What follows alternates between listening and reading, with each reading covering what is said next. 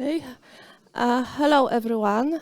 My name is Katarzyna Osuch-Bukowska, and my today's presentation will be about InnerSource. Not only what InnerSource is, but also how to implement this approach within the company. I will share with you today a real case study, as some time ago I was responsible for promoting this approach at Grand Parade within the sportsbook department of around 120 engineers. A few words about me.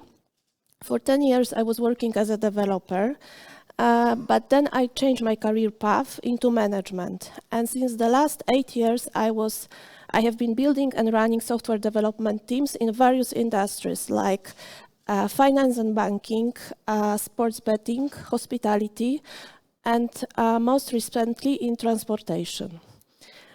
In my work, I am a strong advocate of setting standards for engineering excellence and promoting best practices. So during today's presentation, I would like to share with you some theory about InnerSource, what kind of problems InnerSource resolves, how development process using InnerSource looks like. Then I will share with you a real case study, how we implemented InnerSource at Grand Parade. And finally, based on this experience, I will share with you pros and cons of this approach when InnerSource works and when it should be avoided. Do you know maybe what InnerSource is? Have you ever worked using this approach? And do you know what OpenSource is? Okay, so InnerSource is quite similar, but it applies this approach within the company or within a department. So it's very similar, but within the organization. So we can speak in the context of InnerSource of two actors, an owning team and a contributor team. An owning team, this is a team that is responsible for a particular part of the system, including its code repositories. And a contributor team, it's a team that has some work to do, that requires a modification in the code owned by a different team. We will be talking quite a lot during this presentation about repositories. And during my journey and research regarding this topic, I found out a strong correlation between InnerSource and Agile approach. For example, the first company that implements this approach, one of the first early adopters of InnerSource is Philips Healthcare. They adopted InnerSource in 2007, even before the Agile transformation.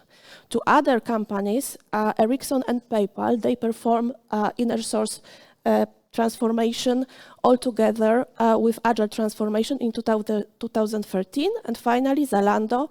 Zalando was an Agile company from its inception, but at some point in time, they decided to perform Agile, InnerSource transformation as well. And how my journey with InnerSource started.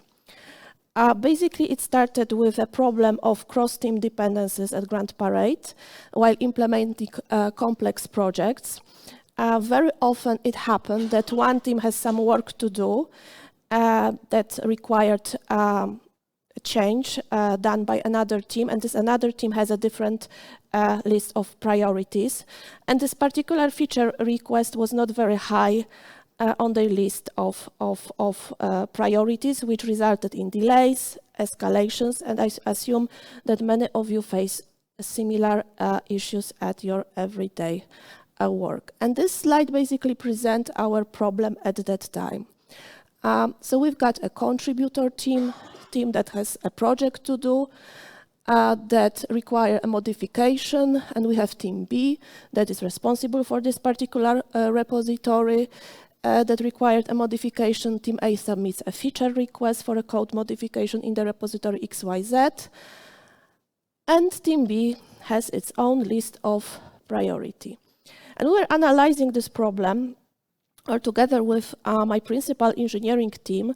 And one of the ideas that came to our mind was an InnerSource solution. And that's our organizational chart at that time. So sportsbook department consisted of over 120 engineers, 15 Scrum teams. So in a case of cross-team dependencies, the scale of the challenge was huge. So let's analyze first this problem theoretically. What can Team A do to get their work done? Solution number one, wait it out. So in this scenario, Team A does nothing and just waits patiently for the required modification. And sometimes waiting might be just fine, but if this feature request is critical, it might be problematic if it's never delivered by Team B. So what else Team A can do to resolve their problem? Solution number two, walk around. So in this scenario, Team A doesn't want to wait, and it's willing to do some extra work on their side to implement the required modification, but through their own effort only. So they are going to do some extra work to compensate lack of the required functionality. This solution, however, has a few issues. Issue number one, we have a duplicated code within the same problem space. Issue number two, long-term maintenance of this newly written code that's not in the core competences of Team A. And issue number three, imagine that we have a Team C in this scenario. Team C also is looking for a similar feature request, and for them, this workaround implemented by Team A, it's unavailable. They might not even know about it. So what else can Team A do to resolve their problem? Solution number three, escalate. In this scenario, Team A doesn't take no for the answer and is willing to contact someone higher in the management hierarchy, someone that could face Team B to do their work. This solution might sound attractive. I assume also many of you escalate something at your work. However, this solution has two issues. Issue number one, engineering team spends time on non-engineering task of escalation. So they instead of programming, they are spending time on explaining some from the management hierarchy what the issue is about and looking for support. And issue number two, this solution doesn't scale because in the future, with the similar problem, Team A will have to escalate this problem again and again and again. So what else Team A can do to resolve their problems? Finally, InnerSource.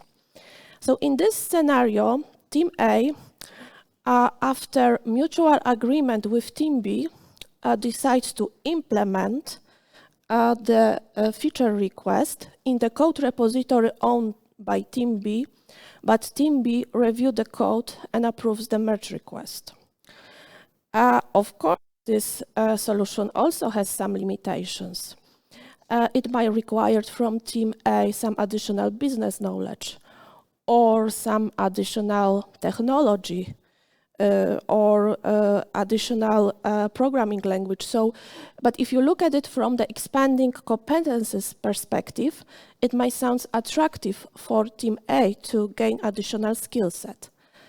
I will tell more about limitation of this approach and also benefits at the end of my speech. This slide presents the general idea, but how the overall development process looks like, so from analysis, development, testing, release, and production deployment. This is a result of our internal discussions at Grand Parade. That's how we saw development process using InnerSource. And on this slide, we could see what stages in the development process contributor team and the owning team should be responsible for. I will not go into the details, but I would like to only emphasize the main point. So it all starts with a mutual agreement between team A and B that they are going to work in this approach. Development is done by a team, but an owning team reviews the code, approves the merge request. We were deliberating quite a lot who should be responsible for release deployment. Our approach was that it should be done by a contributor team, but I could assume also different approach here. And finally, production support. How we did it at Grand Parade. So basically, of course, the primary production support remains with an owning team, but a contributor team, we agreed that this team would be responsible for a secondary production support during a limited period of time, and we agreed of 1 month of such secondary production support because they were the last team that modified particular part of the system. So this is theory, right? And but how to implement InnerSource within the company? As a manager, we are usually responsible for running projects, implementation of new architecture, new features, but how to influence the entire engineering community to change their habits and to apply InnerSource approach without forcing them. And from the beginning, I knew that that's the way I would like to handle. So as a result, I came up with my own way of InnerSource implementation. I define 7 stages of InnerSource implementation. They are here presented sequentially, but some of them could be conducted in parallel. And let's go quickly through each of the stage. So define step number 1, define current state and the future goal. This is an obvious step for any type of activity, any type of project. And in this step, we formed a project team that consisted of me and my 2 principal engineers, Kuba and Adam. At Grand Parade, principal engineers are responsible for setting standards, for mentoring other engineers, so it was a perfect task for them. We formed our goals, that was to increase number of tasks, number of user stories perform using InnerSource approach, and at the same time decrease number of issues escalation due to cross-team dependencies. We also wanted to define best practices for development teams, some guidelines for them, and teach other people at our department, like also product owners, what InnerSource is and increase their awareness. So that was our goals, and in this state we were also discussing what type of variant of InnerSource implementation we would like to choose, because in fact there are 3 variants for InnerSource implementation. It could be selective, universal, or project specific. In the universal approach, all code repositories are InnerSource. So basically within the same company, within the same department, if there is an agreement, everyone could contribute to another repository. That we could be also selective in our approach. So there are some repositories that are InnerSource, but the remaining ones are not InnerSource. So there is some boundary, right? You could contribute, but only to limited set of repositories. And project specific, finally. So in general,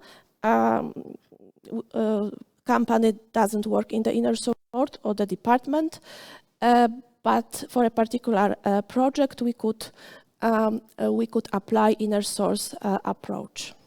And we chose a selective approach because it was, for us, the most flexible. We wanted to set some boundaries. We didn't want anyone to contribute to everyone. We also considered project-specific approach. We were a bit scared of universal approach because, for example, of actual and perceived ownership of code repository. Imagine that you contribute to a particular repository for a very, very long time, and at some point in time you might feel like an owner of this repository, but in fact you are not. This repository has an owner from another team. So that's why we were a bit scared of universal and chose selective one. And what was also interesting that after quick investigation, we realized that are already two teams that were working in the InnerSource mode, but they didn't even know that it's called InnerSource. And those teams consisted of very mature senior software engineers. And for them, it was a natural way for dealing with dependencies. So it was a very positive sign for us that we are on a good path to resolve our problems. Okay, step number 2, gaining support. So in this step, we wanted to gain as much support within the department as possible. And what was the response, how people reacted when we announced our plans for InnerSource implementation. So my boss, head of engineering, gave us support right from the beginning because he understood very well our issues with cross-team dependencies. Development teams were also very supportive. As I said, already 2 of them worked in this mode, although they didn't know that it's called InnerSource. Delivery leads, they weren't aware what InnerSource is, but at the Grand Parade, delivery leads are responsible for various innovations. So it was a perfect topic for them, and they became immediately captivated. Product teams were a bit skeptical. They didn't know what InnerSource is, so to explain them benefits, we organized a dedicated meeting that raised their concerns, that addressed their concerns and expectations, so they could understand how InnerSource could enable faster delivery for their customers. And in preparation of the communication strategy, it was very helpful was the tool called approach called stakeholder analysis. I came across this approach many years ago when I was preparing for some project management exam, and basically this stakeholder analysis says that you shouldn't treat all people while convincing to your ideas in the same way, because according to this theory, there are 2 groups of people within the company. They could be divided into 2 groups based on their level of power and level of interest. So basically, if I would like to convince you to imagine that we are working at the same company, and I would like to convince you to my idea, you could be divided into 4 groups: people with high power and high level of interest in the idea I would like to convince you, high power and low level of interest, low power and low level of interest, and low power and high level of interest. And the goal is to approach those people in a different way and do not prepare the unified communication to those groups. For example, if there is a C-level manager, maybe not interested in InnerSource or any other idea, ignoring him or her in the communication might result that at some point in time he becomes a roadblocker. But if we manage communication with this person properly, then he might be a champion for our project. So this is basically about influencing groups and preparing the proper communication. That's why it was important, because as I said, I didn't want to force InnerSource. Instead, I wanted to convince people by addressing properly their concerns and expectations. And for me, it was the most critical part of the project, because it's very easy to just tell people, let's work in the InnerSource mode because I said so. That's not the proper approach. Okay, step number 3, evangelize development teams. So in this step, we organize several sessions for our development teams and product owners. And those sessions were prepared by my principal engineering team and myself. And those sessions consisted of the theoretical part, mostly the same I shared with you at the beginning of my speech, and some realistic examples. And we played real scenes during those sessions. So one of principal engineer played a role of an owning team member, and the second one a contributor team member. And they were presenting in those scenes how not to work with InnerSource, because presenting the problem from this perspective attracted more attention. So that was our approach. And during those sessions, we also asked teams to review their code repositories. Because we shared with them templates for README and contributing files. Repository has to be prepared to work with the InnerSource mode for a contribution. And the teams after the session were asked to review if their README and contributing files consist of all required information and they are up to date. And there is a very easy test to check if your README and contributing files are correctly prepared. Just ask somebody outside your team to build a project and deploy a simple change and test environment using only information you have in README and contributing file without contacting anyone. If she is able to do that, then you have correctly prepare files. If not, there is something you need to for sure add. Step number 4, we establish a community of practice with other departments at Grand Parade called trading, because trading was much more advanced at that time in InnerSource adoption, and we wanted to learn from them. And for example, one of the role that trading department implemented was a role of a sheriff in the owning team.